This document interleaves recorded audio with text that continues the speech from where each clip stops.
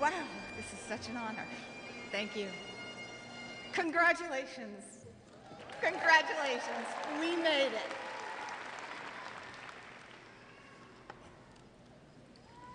We live in a great country that afforded us the opportunities and freedoms to pursue this quality education.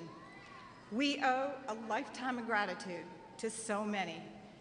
Many students, family members, friends here today have served our country selflessly. With those servicemen and women who are serving or have served our country, please stand and allow us to show our appreciation. You are so deserving.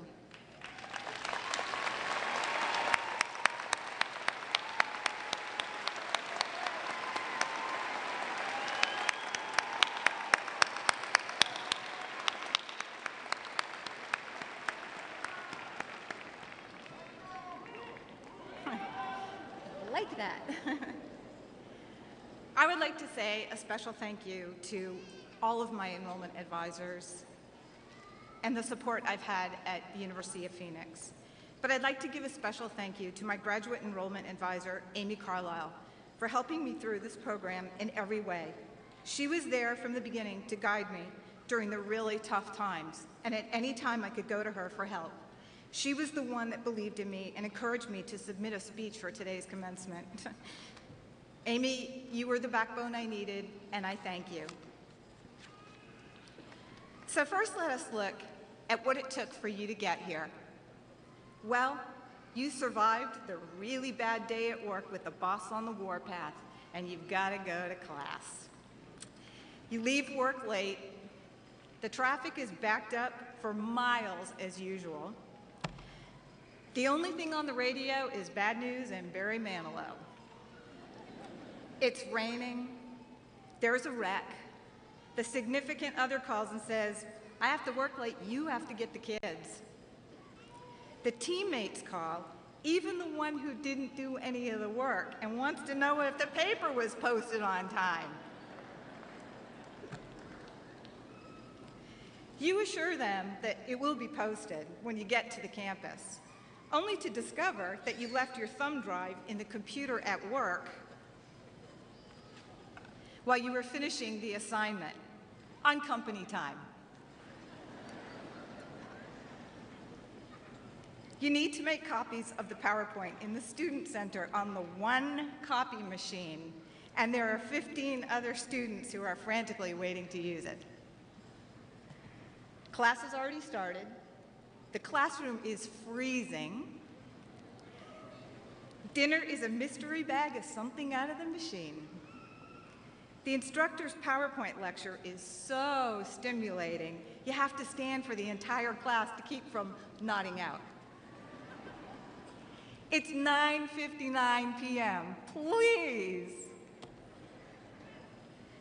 It's the end of another 6-week class, and you only have 8 more to go.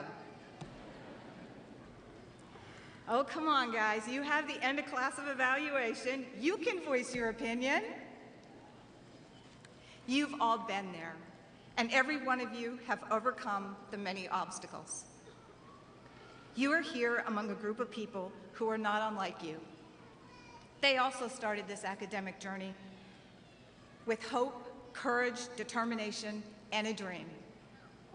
Each of us has had to sacrifice, overcome family issues, find a way to balance work, life, academics, financial issues, exhaustion, skepticism, fear of failure, and the urge to quit. Life didn't stop for us while we pursued this dream. Each of us has taken a separate path with a story attached. My story is simple. As mothers, we like to claim we are the luckiest mom around. I truly am. As a mom, we like to think we will set a good example for our children, and maybe one day they'll want to be like us. I have 2 intelligent, amazing daughters who have shown me through their choices, strength, and life path that even I could go back and finish college. I will never forget the pride I felt when I attended their graduations. They're the reason I'm here today. They were the ones that set the example and made me say, I want to do what they've done. Kimber and Lauren, you are my inspiration. I love you. I can't thank you enough for being the good example and showing me the way.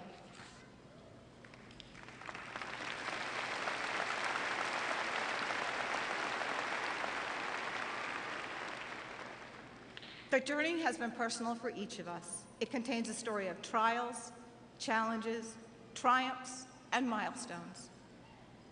As students, we've endured the endless research paper writing and have taken something from every written word, even if Rightpoint made us write it 14 times. We've broadened our dream and positioned ourselves for the positive and fruitful future we hoped for when we began this academic journey. I see all of the good in that dream and more. The dream is personal for each of us. For some, it was just to complete college. For others, it was for that long-awaited promotion, or to set an example for a child. James Allen said, "Dream lofty dreams, and as you dream, so shall you become. Your vision is a promise of what you shall one day be.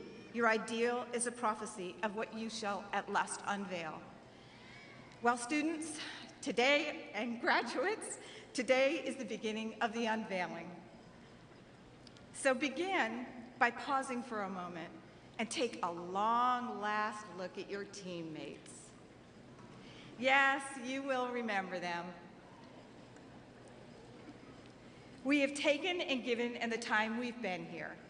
We are taking a wealth of knowledge, experience, skill, and our biggest reward, pride, for our endurance and drive. We're leaving a trace of us with teammates, professors, and the university, whether they like it or not. Professors. Professors. We love them and we love them. We will need to thank our support group that kept us focused and encouraged the many times we lost sight of our dream. Please stand once again for a moment and join me in applauding that support group and who believed in you and supported you.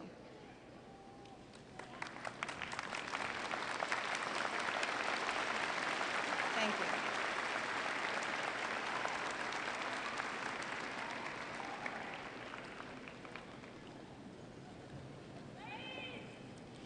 There are many people to thank, and you will, but don't forget to thank yourself for knowing the path, overcoming the odds, and wanting to see the end of this journey.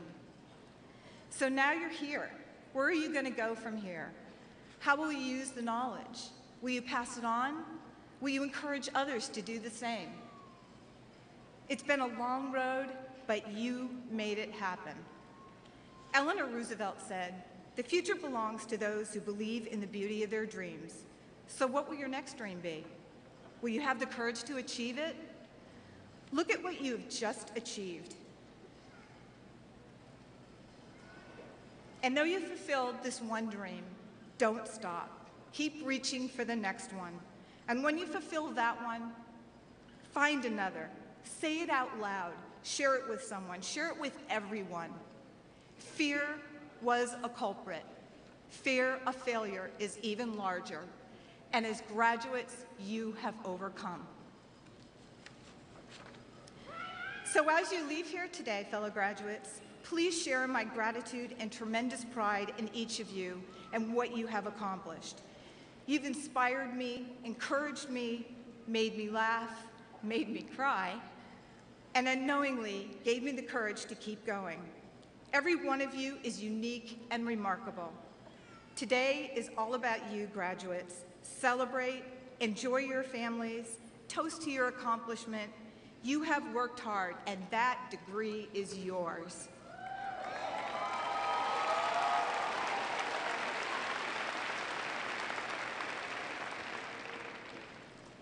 Live your life, not someone else's.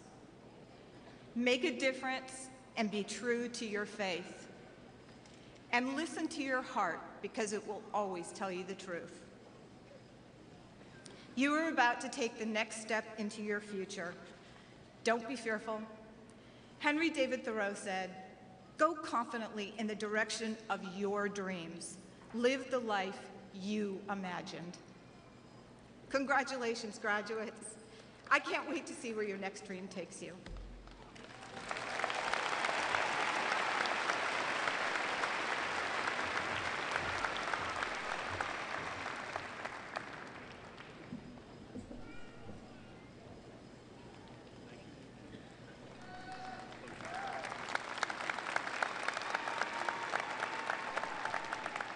Guys, we really have a treat today in our Antonio. commencement speaker. You guys may recognize Jeff Johnson, who's an award-winning journalist, social activist, and political commentator, and an author. From his celebrated conversations with marquee world leaders in political, business, and entertainment arenas, to his grassroots trench work to inspire the next generation of leaders. An investigative journalist, political correspondent, activist, Jeff Johnson continues to be a trailblazing social entrepreneur for an authentic voice for change. Currently, Jeff is an MSNBC contributor and the chief White House correspondent for thegrio.com. He is also the weekly commentator on the nationally syndicated Tom Joyner morning show. You might know him as Cousin Jeff, tackling issues on politics, entertainment, and social policy. Jeff also currently serves as the chairman and CEO of the Jeff Johnson Institute for Urban Development, a solutions-based institution currently leading a 5-year project to recruit and develop 80,000 black male teachers. Johnson serves on the boards of the National Urban Fellows, HBCU Hall of Fame Foundation, and the historic Lincoln Theater in Columbus, Ohio. He consistently challenges, and I'm sure you will be challenged today, but he consistently challenges communities to weigh innovative solutions to resolve historic and systemic social imbalances and inequalities. Ladies and gentlemen, it's my pleasure to introduce Jeff Johnson.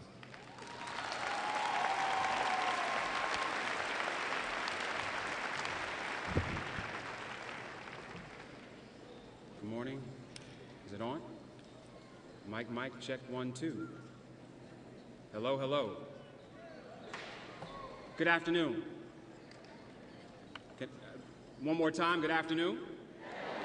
That's much better. To Dr. Dunlap, to all the members of the faculty and staff of the University of Phoenix, to all those on the dais, to those family members, friends, children, parents, and supporters, and most importantly, to the class of 2013, it is my honor and privilege to be before you, and will not be before you long.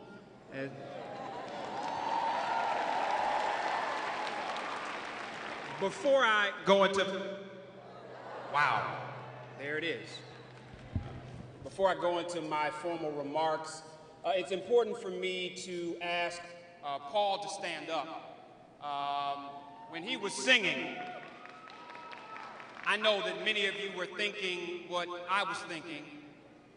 I am clearly his mini-me. I love the bow tie and the locks, but he did an amazing job. Please give Paul a round of applause. I don't want to be before you long, but I did not want to come to the University of Phoenix to address this graduating class with a typical commencement speech, because who wants that? It's boring, it's underrated, overrated, and this institution is a non-traditional institution. And so as I thought about the journey that you all have been on, the journey that many of you are prepared to go on, I thought about this whole notion of travel and what we must do to prepare for and engage in the journey that not only we have gone through, but what is ahead. And I have the opportunity to travel all over this country and this world. In fact, immediately following this commencement, I'm running to the airport to catch a flight to Johannesburg. And I travel about 200,000 air miles a year. I have an assistant by the name of Erica who arranges all of my travel. And I tell Erica very clearly that whenever I'm traveling, I want to be, if I can't get an upgrade, in the front and on an aisle seat, so that I can hurry up, get off the plane, and go do what I need to do. Well, about a week and a half ago, I was going from Baltimore, Maryland to Phoenix, Arizona. And as I was rushing through security to get to the plane, I got a boarding pass that said no seat assignment. And so I'm rushing to the gate, because they will leave you.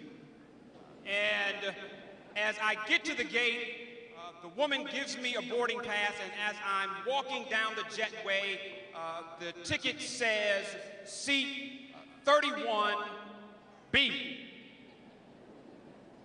For those of you that don't travel, that is not the front, and that is not the aisle. And as I'm walking to the back of the plane, I am praying that there is nobody in 31A or C. And to my horror and trepidation, I see in seat C, Mr. Smith, who is an overweight businessman who is not sure he's sure. Some of you will catch that later. In 31A is Mrs. Jones, who's holding 6-month-old Timmy, who is screaming at the top of his lungs. University of Phoenix, class of 2013, you understand what it feels like to start a trip in between a rock and a hard place. Many of you have overcome the challenges of normal everyday life that block other people from going back to school. Some of you have used this as a springboard to go from your armed services commitment to a degree of higher education. Many of you have said that I'm not going to let any of the things that stopped my friends from graduating from allowing me to graduate. Many of you have said I don't care what's on the left of me or the right of me or my past or anything that I've done wrong or any of the things that people said I couldn't do or where I come from or the fact that my family doesn't have a degree.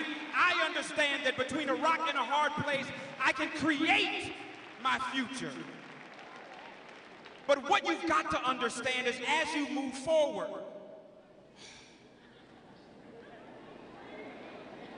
amen, that those that are successful are the ones who are comfortable in pressure positions. I challenge you as you go from this next place to not be the business leader that's afraid of conflict, to not be the teacher that wants to go into a difficult neighborhood, to not be the business owner or the philanthropist or the scientist or any other profession who's afraid of tackling the hard challenges. Our country is full of people who are comfortable being mediocre, showing up in workplaces, doing what they're told to do as opposed to changing the world, understanding that the degree that they have was not given to them simply to complete a course load, but that you would be able to change the very face of what our country looks like. So I'm on this plane. Mr. Jones begins to believe that my shoulder is an in-flight pillow. And just as I'm ready to lose my mind, the captain comes over the loudspeaker and says, flight attendants, please prepare the cabin for landing. And we've only been in the air for about 50 minutes. And I say to myself, I'm not on the Concorde, and it doesn't take 50 minutes to go from Baltimore to Phoenix. What is going on? And I look out the window, and I say, that's not Phoenix. And so I ring the flight attendant call button and say, excuse me, ma'am, I'm confused. That's not Phoenix. She says, no, sir, that's Cleveland. I said, well, my ticket said Phoenix. And she said, well, let me see your ticket. You see, this says one stop. I said, yeah, the one stop is Phoenix. So I need you to explain to me in Ebonics what you're saying. She said, well, in aeronautical terms, this is what we call a layover. We land the plane and let some people off the plane, let other people on the plane, and refuel for the rest of the trip. Class of 2013, this is simply a layover. You are now in the place where you have got to let certain people off your plane.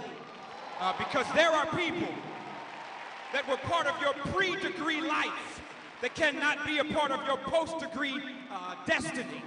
And there are those that you need to just say thank you very much for traveling. I hope that you've enjoyed the trip. Please have a good, I don't care where you go, but please understand you can't be a part of where it is I'm going. You've got to get some more people on the plane. See, because networking is something that we've been confused into believing is enough. It's about building relationship. Tired of people that just want to exchange cards and know that they have a number for somebody they want to reach, but they can't tell you anything about them. Building relationships in your profession is not going to be about who you have contact with. It's about who you have relationship with. Do you understand who they are and what their values are? Do you understand what they desire and what their ultimate goal is? The people who do well in business are the people that understand who they work with, not just where they work, what their goals are and who their family is. Can you build relationships that are revolutionary?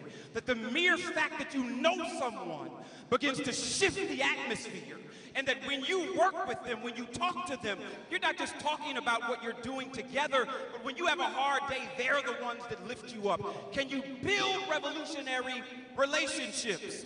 And finally, can you understand that this graduation ceremony, by no stretch of the imagination, is the end of your learning process? The refueling for the rest of the trip is about, can you constantly dedicate yourself to learning? Can you consume all of the data, whether it's in your industry or others, that put you ahead of the game because you know what others do not know, because you seek the information others are unwilling to? Enjoy this layover period, because when it's time to take off again, that's when you need the power of that layover to go to the next level. The very last thing is, take time to stop. We live in an unbelievably crazy world. And between Blackberries and Galaxies and text messages and emails and televisions and computers and radios and traffic and work and children and crazy spouses and more crazy ex-spouses and crazier, y'all heard that, bosses, there's always noise. Graduates of the class of 2013, love yourself enough to know that without a place of peace, you will not accomplish what you've been called to accomplish.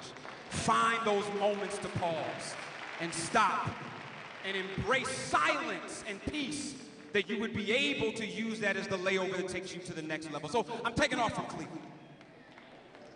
And I'm thinking to myself, Miss Jones got off with Timmy, and I'm hoping that this can be a much more comfortable trip. And I know that they're serving an in-flight meal, and I don't eat meat, so I always have Erica reserve the vegetarian meal on the plane. I wouldn't trust meat on the plane anyway. And because I'm in the back, they get to me last. So as I hear the person in the seat in front of me say, I want the salad, flight attendant says, well, sorry, sir, we're out of the salads. So as much as I love God, there is none in me at this moment. You know how you prepare, you practice to give somebody a piece of your mind? I'm practicing the piece of my mind that I'm going to give to the flight attendant when she tells me that there are no more salads. And before I could get it out, she said, sir, what would you like? I said, I want the salad. She looked at me and said, I'm sorry, sir, we're out of the salads. And before I could make a fool of myself, a flight attendant comes from the back and says, sir, are you Mr. Johnson? I said, yes, I'm Mr. Johnson. She said, well, salad was reserved for you. See, because class of 2013, what is for you is for you. It doesn't matter how long it's taking you to get your degree. It doesn't matter how much you've been through. It doesn't matter how much you've gone through. The destiny that you were created for is uniquely yours. And all you have to do is be prepared enough and bold enough and courageous enough to step into it and claim what the universe put you here for. I don't care if you believe in God or that the universe created itself. You've got to understand that you were put here for something special, and so special that nobody else has the ability to be able to complete what it is that you were put here to do.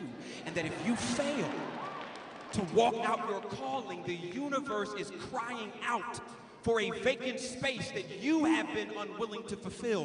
What is yours is yours. So I got my salary. I'm pleased. And just as we get close to Phoenix, I realize that we're not getting any lower. It just seems like we're going around in circles. And I ring the flight attendant button again, and she's like, oh, this dude. And I say, excuse me, ma'am, it seems as if we keep going around in circles. And she says, yes, what we're experiencing is gridlock. And gridlock simply means that when you are attempting to land, that there are no places available for your plane to be able to go. But class of 2013, you all have got to realize more than anything else is that gridlock is an opportunity as you enter into a workplace that so often has more people looking for jobs than jobs available. You've got to understand that gridlock gives you the opportunity to craft what it is your next opportunity will be, then wait for somebody to give it to you. University of Phoenix students, you have been through too much to believe that somebody somewhere is going to validate you by giving you a job that normally they can't pay you enough for anyway. University of Phoenix graduates have been created to create their own opportunity, to build their own business, to craft their own positions, to have their own vision, to be able to put in place what it is you believe needs to be there, even if you're working for somebody else's firm. Be visionary enough to use the gridlock of a stagnant economy to be able to see from above what other people cannot see on the ground. Can you have the vision to say, while everybody else is looking to work in Jacksonville, I understand that the World Cup and the Olympics are going to be in Brazil within 2 years of each other. Why am I going to fight against people in Jacksonville when I can take my brilliant degree to Brazil, or to Rome, or to Accra, or to China, or to Japan? Are you willing to see from above the opportunities that others cannot see in the gridlock? And so as we land in Phoenix, Arizona, I can't wait to get off the plane. So I'm gonna call Erica and give her a piece of my holy mind. And you know when you have a real important conversation, you can't have it on the plane. You gotta wait until you get in the jetway because you don't want the people around you to hear what it is you're getting ready to say. So as I'm walking down the jetway, I'm calling Erica, and she answers the phone and said, Jeff, how are you? I said, I'm glad you asked, Erica. Because I've been in 31B for the last 3.5 hours in a layover, and I want to know what happened. And she said, Jeff, there must have been a mistake. I said, I'm clear that there was a mistake, Erica, and I'm beginning to think that it was my assistant. She said, slow down, Jeff. Pull out your itinerary. And I said, Erica, I don't need to pull out my itinerary. I'm looking at the boarding pass, and it says 31B. She said, no, please, humor me. Pull out the itinerary. And I pull out the itinerary, and as I'm saying that, she said, there must have been a mistake. See, because your itinerary says 3B, not 31B. And for those of you that travel, that means it's first class. Class of 2013, stop allowing people to treat you like you have a coach reservation when you're first class. 2013, you've done too much. You've worked too hard. You pushed through what others didn't push through and seeing what others could not see for your life. And at this time, you've got to understand that no matter where you go, I'm first class. When you step in the door, create first class programs. Have a first class attitude. Have first class vision. Create first class outcomes. Understand that only those truly understand that they were never created to show up mediocre are the ones that are going to address the fundamental problems that our world is facing. Class of 2013, we need you more than we've ever needed you before. And whether you decide to stay in Jacksonville or whether your degree leads you to another part of the world, Understand that when you walk through the door with the University of Phoenix degree, that it doesn't matter what anybody else thinks of, what they don't know about this institution. It's about what you show them is the legacy of this institution through what you bring through the door. And so I dare you to be excellent. I dare you to be visionary. I dare you to stand between a rock and the hard place and smile. I dare you to take advantage of your layover. I dare you to be willing to kick people out of your life and create relationships with the right ones during your layover. I dare you to be in a place where gridlock doesn't scare you but shows you the possibilities. I dare you to show up and be first class. Because when this class of 2013 shows up into the job market, shows up into the business place, shows up even in the spaces of the armed services, they'll know something was different. Because your first class mentality will shift the very environment of anywhere you go. Now is your time. And what a great time it is. But what often isn't said at commencement that I want you to understand is that you becoming first class has changed one place more than any other. And in many cases, that is your family. Many of you who are here in the class of 2013 has shown a family what is possible by pushing through what others in your own family could not push through. Many of you have been an example of what is possible to your own children, showing them that if mommy can get a degree, if daddy can get a degree, then baby, you can do anything that you want to do. And so what I want you to do is with your first class feet, with your first class hands, stand up in this first class place and proclaim to the entire world that you are the class of 2013 of the University of Phoenix, and you will be excellent.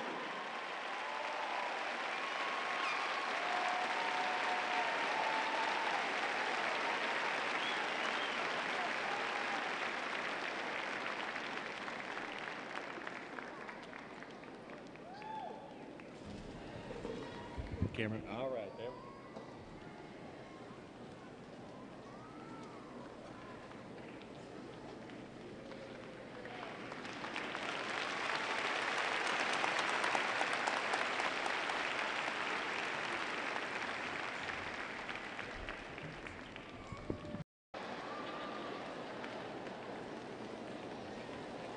John Berardi.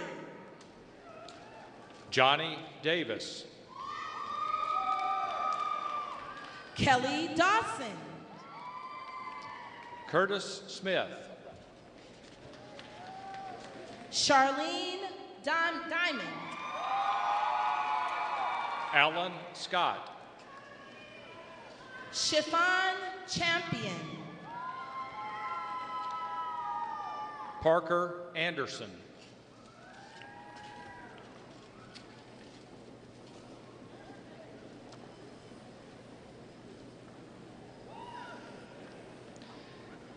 Tyrone Stewart.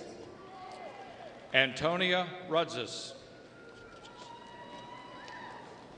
Lori Phelan. Gilbert Herrera.